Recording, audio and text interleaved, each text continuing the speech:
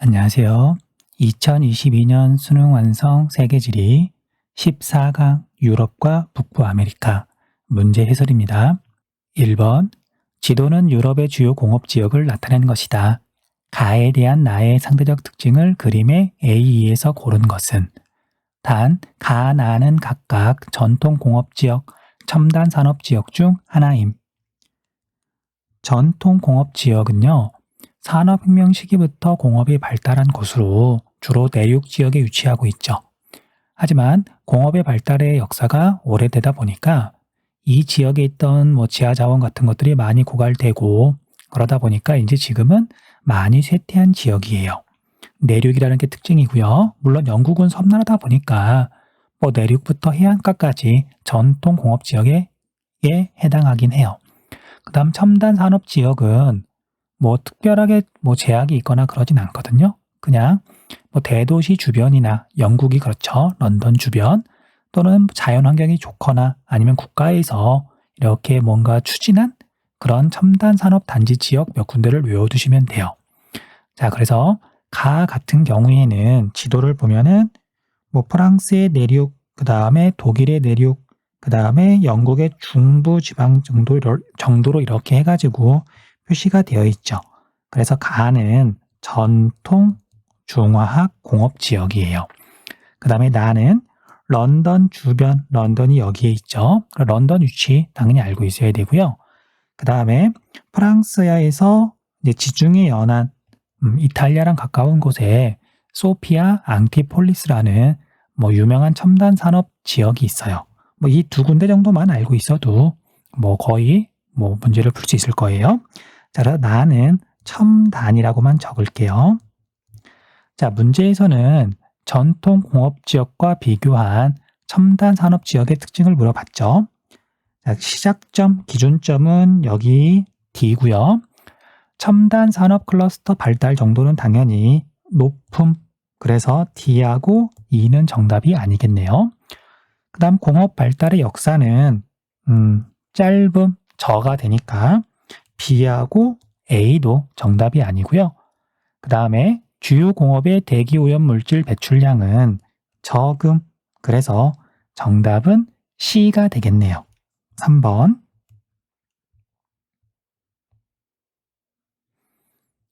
2번. 다음은 세계지리 사이버 학습 장면의 일부이다. 답글, 기억, 리을 중 옳은 내용만을 고른 것은 유럽의 A는 이제 전통 중화공업 지역이 쇠퇴하고요. 해외에서 원료를 수입하기 유리하고 제품을 수출하기 또 유리한 해안가 지역에 발달하고 있는 신흥 중화공업 지역이에요. 라인강 하구에 해당하는 네덜란드 지역이 대표적이고요. 그 다음에 B는 1번 문제에서 나왔었죠. 그래서 전통 공업 지역이고요. 그 다음에 미국에서 5대5 연안은 중화공업이 발달했는데 이곳에 풍부한 철광석과 석탄 그리고 5대5를 이용한 편리한 수은이 결합해가지고 제철이나 자동차 공업 같은 것들이 발달했죠. 하지만 지금은 이 지역이 많이 쇠퇴해서 기계가 녹슬었다, 쇠퇴하고 있다, 러스트 벨트라고 부르죠. 그 다음에 C는 태평양 연안 쪽인데 LA를 중심으로 하는 영화 산업, 그 다음에 샌프란시스코 인근에 있는 실리콘밸리를 중심으로 하는 첨단 산업, 그것이 발달해 있어요. 그 다음에 D는 멕시코만 연안인데 여기는 석유하고 천연가스가 풍부해서 석유화학 산업 또는 석유를 정제하는 산업이 발달해 있고요. 그 다음에 여기에 나사 우주센터가 있어서 우주 산업도 발달해 있어요. 답글 볼게요. A, D는 석유 정제 및 석유화학 공업이 발달하였습니다. 옳은 설명이에요. 기억 맞고요. 그러니까 네덜란드 쪽에 신흥 중화 공업이라 그랬잖아요. 그래서 원유를 수입해서 여기서 석유를 정제도 많이 하고 그런다 그러더라고요. 물론 애매하면 그냥 넘어가시면 돼요. 그 다음에 B는 원료 산지를 중심으로 발달한 공업 지역이다. 옳은 설명이죠. 그 다음에 C는 E보다 지역 내 제조업 생산액에서 철강 자동차 공업 생산액이 차지하는 비율이 높다. 거꾸로 되어 있죠. 그 다음에 D에는 첨단 산업 단지인 소피아 앙티폴리스가 있습니다. 이것도 잘못되어 있죠. 소피아 앙티폴리스는 1번 문제에서 이야기했었죠. 프랑스에서는 지중해 연안이고요. 이탈리아랑 가까운 곳에 소피아 앙티폴리스가 있어요. 그래서 정답은 1번이 되겠네요. 3번 지도의 AC 공업지역에 대한 설명으로 옳은 것은 A는 대서양 이렇게 있고요. 이제 지도의 일부분만 나오다 보니까 이제 어느 지역인지 좀 잘 헷갈릴 수도 있을 텐데 여기 자세히 보면 영국의 일부가 이렇게 나와 있고요. 그 다음에 이쪽이 대서양이면 이쪽은 다른 해양이 되겠죠? 여기는 지중해예요. 그리고 나라 모양을 잘 보면 1번이나 2번에 있는 지도하고 이렇게 비교해서 나라 이름 모양을 잘 보면은요. 여기가 소피아 앙티폴리스, 이 나라는 프랑스죠. 그 이후에 벨기에도 있고요. 룩셈부르크도 있고 여기에 네덜란드도 있네요. 그 옆에 있는 나라는 독일이 될 거고요. 그래서 A는 첨단 산업 지역이네요. 그 다음에 B는 태평양이라고 써 있고 그 다음에 툭 튀어나와 있는 반도. 이제 그래서 여기는 미국이고요. 그 다음에 여기가 이렇게 국경이 있으니까 국경이라고 써 있는 건 아니지만 그리고 미국과 가까운 이렇게 국경 지대에 주요 공업 지역이 있죠. 그리고 B는 마킬라도라죠. 마킬라도라. 그 다음에 C는 대서양, 오대호, 방금 전에 다뤘던 거니까 아마 이제 구분할 수 있을 거예요. 1번 A에는 지식 집약적인 고부가 가치 산업이 발달하였다. 옳은 설명이죠. 첨단 산업 지역이다. 2번 B에는 주로 연구소, 대학, 기업이 지리적으로 인접하여 연계된 첨단 산업 클러스터가 발달하였다. 이것도 A에 대한 설명이에요. 그 다음 3번 C는 인근 국가로부터 노동 집약적인 공업이 이전하면서 성장한 지역이다. 자, 이건 B에 대한 이야기죠. 그 다음 4번 A는 B보다 풍부한 저임금, 미숙련 노동력 확보가 중요한 입지 요인으로 작용한다. 잘못된 설명이죠. 그 다음 5번 B는 C보다 자동차 공업의 발달 역사가 오래되었다. 잘못된 설명이죠. 자, 오대우 연안에는 이제 유명한 도시들이 몇 개가 있는데 그 중에 하나가 여기쯤에 있는 시카고, 그 다음에 여기에 있는 디트로이트. 디트로이트는 이제 지금은 명성이 많이 죽었거든요. 앞에서 이야기했던 것처럼 오대오 공업 지역이 약간 이렇게 주춤하면서 약간이라기보다는 이제 러스트 벨트로 불릴 정도로 이제 조금 주춤하면서 이제 명성이 죽은 거죠. 디트로이트는 자동차의 도시예요. 그래서 B보다 C가 자동차 공업의 발달 역사가 오래됐어요. 정답은 1번. 4번 그래프는 가다 주의 제조업 품목별 생산액을 나타낸 것이다. 이에 대한 설명으로 옳은 것은 단, 가, 다는 각각 지도에 표시된 AC 중 하나임. 자, 지도에 표시된 세 지역을 먼저 보면은요. A는 캘리포니아 연안, 앞에서 이야기했던 것처럼 LA를 중심으로 하는 영화 산업, 그 다음에 실리콘밸리가 있으니까 첨단 산업, 그런 정도가 되겠죠. 그 다음에 B는 멕시코만 연안에 있으니까 이제 B가 텍사스인데요. 석유, 화학, 그 다음에 석유 원유 자체를 정제하는 그냥 석유 산업이 발달해 있어요. 그 다음에 휴스턴에 나사 우주센터가 있어서 우주 항공 산업 발달해 있다는 거 기억해 두셔야 되고요. 그 다음에 C는 굳이 주 이름 같은 건 몰라도 상관없고요. 오대오 인근이잖아요. 넓게 보면은 미국의 사람들이 먼저 정착했던 북동부 지역이라서 공업의 발달 역사가 오래되긴 했으나 지금은 쇠퇴하고 있다. 그 정도만 구분하시면 될 것 같아요. 자, 다시 위에 와서 자, 가나 다가 이렇게 있는데요. 나는 컴퓨터 및 전자제품, 첨단 산업이죠. 그래서 A, 캘리포니아 쪽이라는 걸 알 수가 있고요. 그 다음에 다는 화학 제품 있고요. 그 다음에 석유 및 석탄 제품. 물론 이제 컴퓨터도 있긴 하지만 이것보다는 화학이나 석유가 포인트가 되겠죠. 그래서 다는 B에 해당하네요. 텍사스. 그 다음에 다는 오데오 근처에 있는 지역이 될 거예요. 여기 같은 경우에는 별다른 특징이 없는 거죠. 선택지 볼게요. 1번 가는 멕시코와 국경을 접하고 있다. 가가 아니라 여기서는 다. 그 다음에 나도 멕시코랑 국경을 접하고 있네요. 그 다음에 2번 다에는 첨단 산업 단지인 실리콘밸리가 위치해 있다. 다가 아니라 나에 있죠. 그 다음 3번 나는 가보다 제조업 발달 시기가 이르다가 아니라 늦다. 나는 선벨트 지역이잖아요. 그 다음에 4번 A는 C보다 지역 내 제조업 총 생산액에서 컴퓨터 및 전자제품이 차지하는 비율이 높다. 옳은 설명이죠. 자, 이건 위에 있는 자료에서 가나 다를 구분하지 않아도 이제 우리가 미국에서는 주요 도시들 중심으로 공부를 하잖아요. 그래서 샌프란시스코 인근에 있는 실리콘밸리 모르는 친구들은 거의 없을 거예요. 답은 너무 쉽게 나오네요. 4번이죠. 그 다음 5번 C는 B보다 제조업 총 생산액이 많다가 아니라 적다. 5번 다음은 유럽과 미국의 도시 구조에 대한 원격 수업 장면이다. 교사의 질문에 옳게 대답한 학생만을 고른 것은 유럽과 미국은 도시 내 여러 기능의 공간적 분화가 뚜렷한 편이다. 지대와 접근성이 가장 높은 도심에는 중심 업무 지구가 형성된다. 일부 도심은 낙후되었지만 최근에 도심과 그 주변에서 도심 재활성화가 이루어지고 있다. 또한 교외화가 진전되면서 도시 외곽에는 공업지역과 교외 주거지역이 나타난다. 그림은 유럽과 미국에서 나타나는 전형적인 도시 구조이다. 도시 형성 역사가 오래된 유럽의 도시와 상대적으로 도시 형성 역사가 오래되지 않은 미국의 도시는 그림에서 보는 것처럼 도시 구조의 차이가 나타난다. 유럽의 도시하고 미국의 도시의 차이점은 유럽의 도시는 도시 역사가 되게 긴 만큼 도심 지역에는 역사적으로 문화적으로 가치가 있는 건물이나 그런 것들이 많이 남아 있어요. 그래서 도심 지역을 완전히 철거하고 허물고 무언가를 새로 짓는 개념이 아니라 그건 되도록 보존하려 그러죠.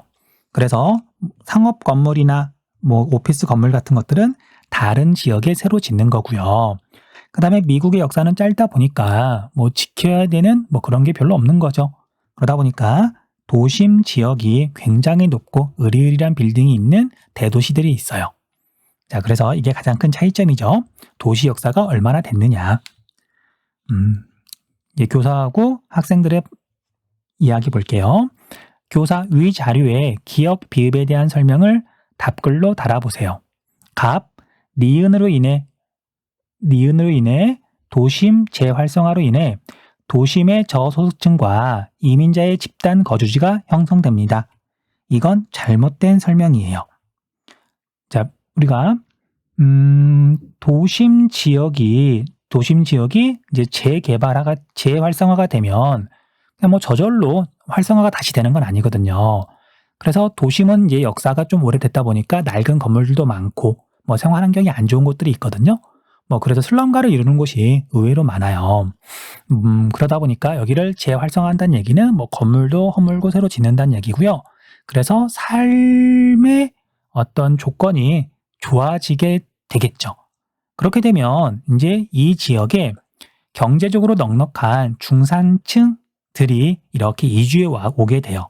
그러면 그 지역에 살던 이제 저소득층이나 아니면 외국에서 이렇게 이민해 온 사람들이 어쩔 수 없이 쫓겨나게 되거든요. 자, 이런 현상을 뭐라고 부르냐면요. 젠트리피케이션이라고 불러요. 젠트리피케이션. 자, 이제 원래 젠트리피케이션은 방금 설명한 것처럼 거주지 이전에 대한 개념인데 이제 우리나라에서는 거주지보다는 어떤 상업 지역에 대해서 이야기할 때 더 많이 쓰이죠. 경리단길이라든지 또는 가로수길이라든지 그런 지역에서 젠트리피케이션 현상이 일어난다고 말을 하잖아요. 어쨌든 갑은 잘못된 설명이에요. 기역은 도심은 디귿 교외 주거 지역보다 인구 공동화 현상이 뚜렷하게 나타납니다. 옳은 설명이죠. 인구 공동화 현상은 시간이 지날수록 그 지역에 거주하는 인구가 줄어드는 현상을 인구 공동화 현상이라고 불러요.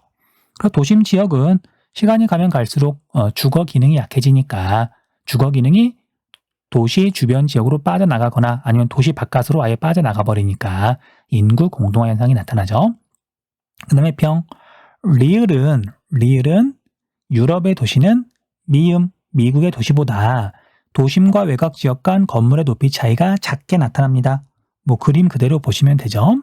그 다음에 정, 리을은 유럽의 도시는 미국의 도시보다 기역, 도심의 업무 기능 특화도가 높게 나타납니다. 잘못된 설명이죠. 도심은 도심이고요. 업무가 특화되어 있는 이런 업무 지역, 상업 지역은 도심이 아니라 다른 지역인 거죠. 그래서 정은 잘못된 설명. 그래서 정답은 3번이 되겠네요. 6번 다음 자료의 가라에 대한 설명으로 옳은 것은 프랑스 파리는 동심원을 그리며 성장하였다. 가 지역은 파리의 전통적인 도심에 해당하며 루브르 박물관, 노트르담 대성당 등 역사적 건축물로 유명하다. 나 지역은 파리의 전통적인 부촌으로 주거 환경이 좋아 고급 주거지가 발달하였다. 파리의 북동부에 위치한 다 지역은 공장이 많고 저소득층 및 외국인이 밀집하여 분포한다. 한편 도심에서 북서쪽으로 약 8km 떨어진 지역에는 새롭게 건설된 업무 지구인 라데팡스가 위치한다. 라데팡스는 파리의 수호자라는 뜻이다. 뭐 그냥 그대로 이제 자료 보고 밑에 해결하시면 될 것 같아요. 자, 1번 라는 출근 시간대의 유출 인구가 유입 인구보다 많다. 잘못된 설명이죠. 다 지역은 공장이 많으니까 일자리가 많다는 얘기잖아요. 그래서 유출 인구보다 유입 인구가 많을 거예요. 그 다음 2번 가는 다보다 생산자 서비스업의 발달 수준이 낮다가 아니라 높다. 가는 뭐 도심 지역이고요. 그 다음에 다는 뭐 공업 지역이니까 생산자 서비스업은 당연히 도심 지역에 더 많을 수밖에 없죠. 그 다음 3번 나는 다보다 거주민 중 북부 아프리카에서 이주해온 이주민의 비율이 높다가 아니라 낮다. 북부 아프리카는 과거에 이제 프랑스가 식민 지배를 했고 거기에서 프랑스, 파리로 넘어온 사람들은 당연히 원래 프랑스에 살던 사람들보다 경제적으로 조금 어렵겠죠. 그러다 보니까 나 지역은 이제 이주민보다는 여기 설명처럼 고급 주거지니까 프랑스 사람들이 많겠죠. 그 다음 4번 다는 가보다 상주 인구가 적다. 이건 잘못된 설명이죠. 자, 우리가 5번에서도 나왔던 개념인 인구 공동화 현상.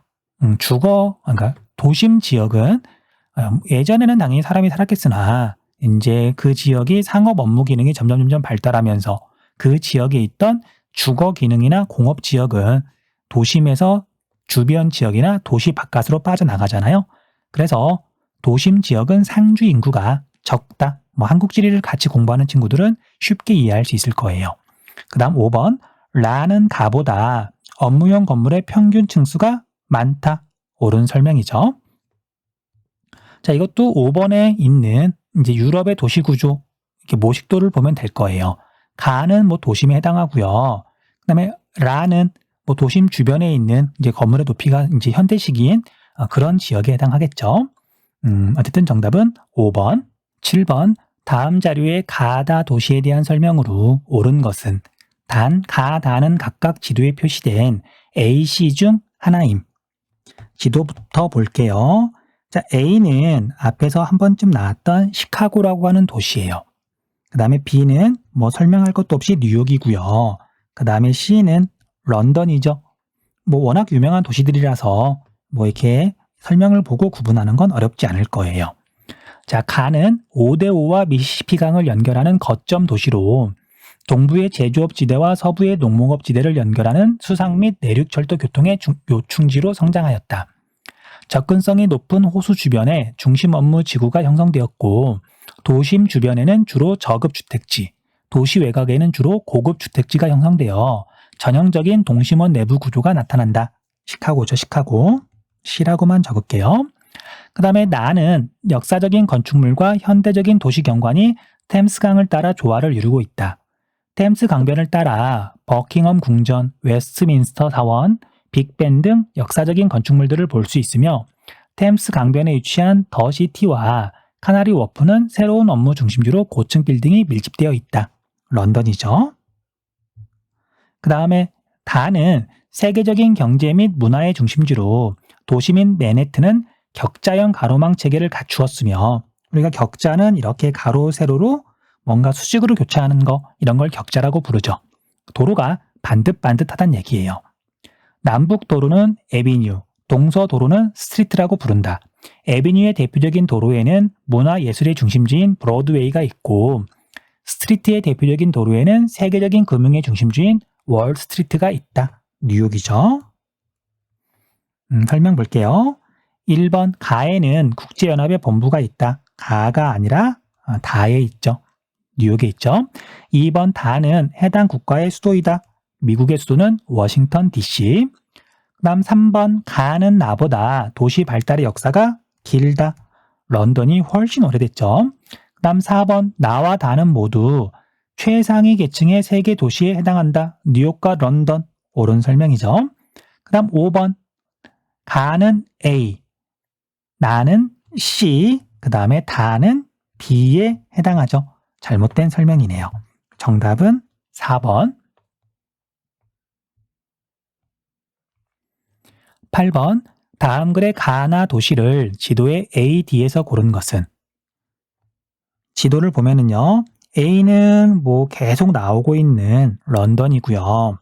그 다음에 B는 프랑스 북쪽에 있는 파리예요. 푸가 아니라 파라고 적어야 되겠죠. B는 파리고요. 그 다음에 C는 벨기에의 수도인 브뤼셀을 나타낸 것 같아요. 브뤼셀이죠. 브뤼셀이에요. 그 다음에 D는 로마, 이탈리아의 수도인 로마.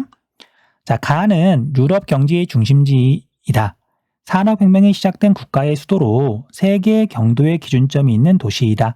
현재 항공교통의 중심지이자 세계적인 금융의 중심지로서 국제자본의 네트워크에서 핵심적인 위치를 차지하고 있다. 런던이죠.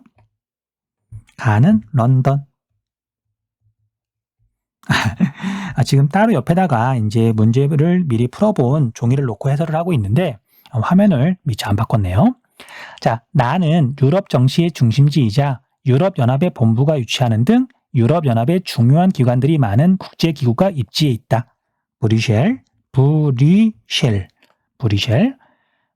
또한 이 도시의 중앙역은 철도 교통의 허브로 초고속 열차들의 주요 정차역으로 운행되고 있다. 그래서 런던은 A고요. 브뤼셀은 C니까 정답은 1번이네요. 9번 지도의 A, B 국가군에 대한 설명으로 옳은 것만을 보기에서 있는 대로 고른 것은? 유럽에서 국가군을 구분했는데 아마 유럽연합에 대해서 물어보겠죠. 자, A 같은 경우에는 초기 회원국이라 그럴까요? 초기라고만 적을게요. 그 다음에 B 같은 경우에는 주로 동부 유럽인데 나중에 추가로 유럽연합에 가입한 국가들이에요. 그 다음에 아직 몇몇 나라들은 유럽연합에 가입하고 있지 못하고요. 자, 보기 볼게요. A는 B보다 유로화를 단일통화로 사용하는 국가의 비율이 높다. 자, 이제 사실 유로존에 어떤 나라가 속해 있느냐 하나하나 외우는 건 좀 힘들죠. 유럽연합이 무려 27개 국가인데, 그런데 전체적인 양상을 보면은요, 이게 그 나라 정부가 그 나라 통화에 대해서 제어 능력, 조절 능력이 좀 떨어지면 또는 그 나라 경제가 많이 불안정하면 유로화를 쓸 수 있도록 이렇게 허락을 못해요.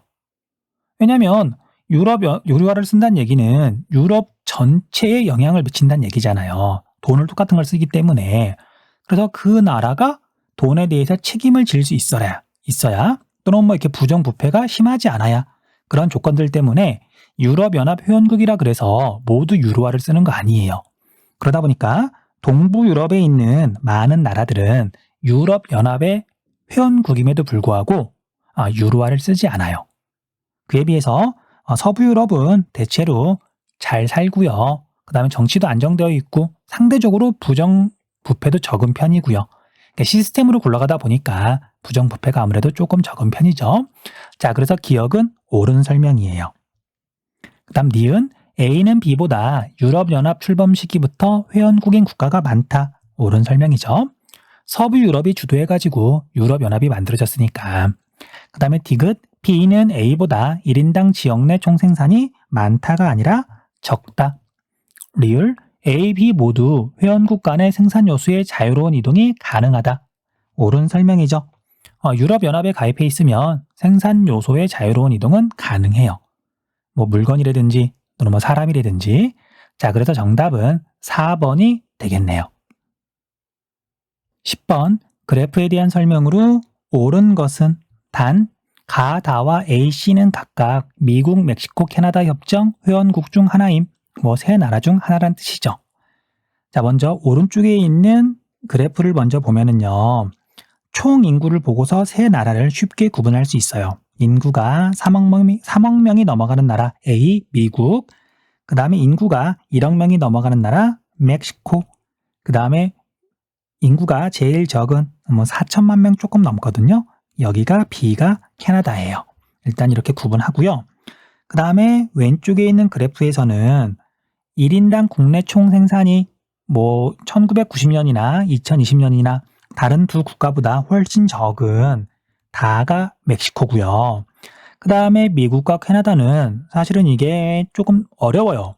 어렵다기보다는 1990년에는 둘 다 2만 달러가 조금 넘었죠. 사실 캐나다도 선진국이잖아요. 그리고 4만 달러, 1인당 국민소득, 1인당 국내 총생산 꽤 많은 거고요. 그 다음에 6만 달러, 이것도 엄청 많은 거죠. 그런데 어떤 게 미국일까? 자, 사실은 이제 미리 알고 있지 않으면 조금 헷갈릴 수도 있거든요. 그런데 어쨌든 미국이니까 이제 외울게요. 인구가 미국은 3억 명이 넘어가는데 1인당 GDP가 이 자료처럼 6만 달러를 넘었어요. 6만 달러를 넘었어요. 그래서 이 덩치가 크면 사실은 이제 성장하기가 쉽지 않은데, 자, 미국이라고 하는 나라는 여러 가지 이유로 이렇게 성장 속도가 빠른 거죠. 빠른 거죠. 자, 그래서 가가 미국이고요. 나가 캐나다예요. 해설지 볼게요. 1번, 가는 나보다 미국은 캐나다보다 총 수출액 중 역내 수출액의 비율이 높다. 자, 이건 오른쪽에 있는 그래프 보고 판단하시면 되죠. 참고로 캐나다하고 멕시코는 바로 옆에 세계 최강대국, 어마어마한 경제 규모를 자랑하는 미국이 있기 때문에 미국, 멕시코, 캐나다 협정 외에 있는, 그러니까 다른 대륙에 있는 국가들이랑 무역하는 게 상대적으로 적을 수밖에 없어요. 미국하고 워낙 많이 하니까. 그런데 미국 처지에서는 캐나다하고 멕시코하고 물론 무역을 많이 하지만 상대적으로 바깥쪽에 당연히 큰 나라들, 인구가 많은 나라들, 그 대륙들, 나라들하고도 무역을 많이 할 거 아니에요? 그러다 보니까 역내 무역 비중에 있어서 미국은 이제 캐나다, 멕시코하고는 조금 다르다. 알아두면 되죠.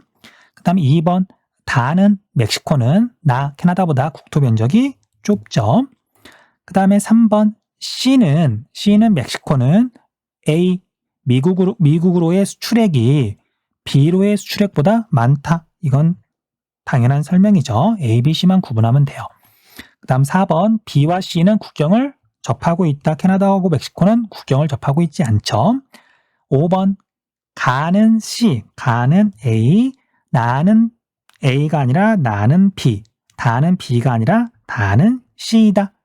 정답은 3번. 11번, 다음 자료는 가나 주의 언어별 사용자 비율을 나타낸 것이다. 이에 대한 설명으로 옳은 것만을 보기에서 고른 것은 단 A, B는 각각 영어, 프랑스어 중 하나임. 자, 이제 이 문제는 캐나다에서 퀘벡주가 어디냐 그거 물어보는 거죠. 자, 퀘벡주는 캐나다의 동부 지역이에요. 자, 그래서 나는 동부 지역에 해당하죠. 자, 가도 물론 전체적으로 보면 약간 동쪽에 있다고 말할 수 있을 텐데, 그런데 캐나다 같은 경우에는 이쪽 서부 지역으로는, 서부라 그래야 되나? 어쨌든 이제 그냥 이렇게 지리적으로 약간 서쪽은 인구 밀도도 되게 낮고요. 주로 이제 이렇게 가하고 나 지역에 사람들이 많이 살아요. 그런데 어쨌든 퀘벡은 이쪽 나 지역이 퀘벡이라는 거 알고 있으셔야 돼요. 자, 그래서 나에서 대부분의 사람들이 사용하는 언어는 프랑스어고요. 그 다음에 가에서 대부분의 사람들이 쓰는 언어는 영어죠. 보기 볼게요.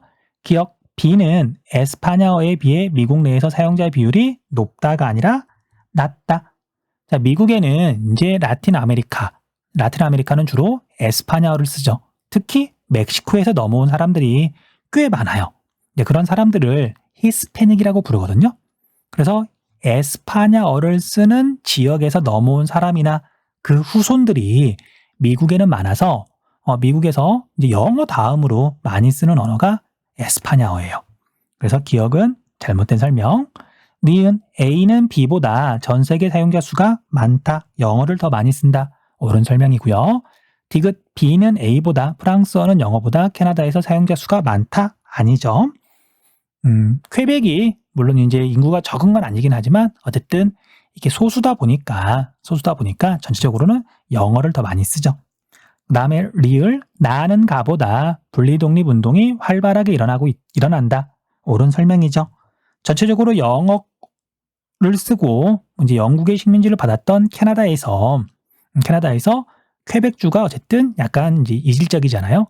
그래서 퀘벡주가 분리독립 움직임이 활발한 편이에요. 자, 그래서 니은 리을이 정답이네요. 정답은 4번.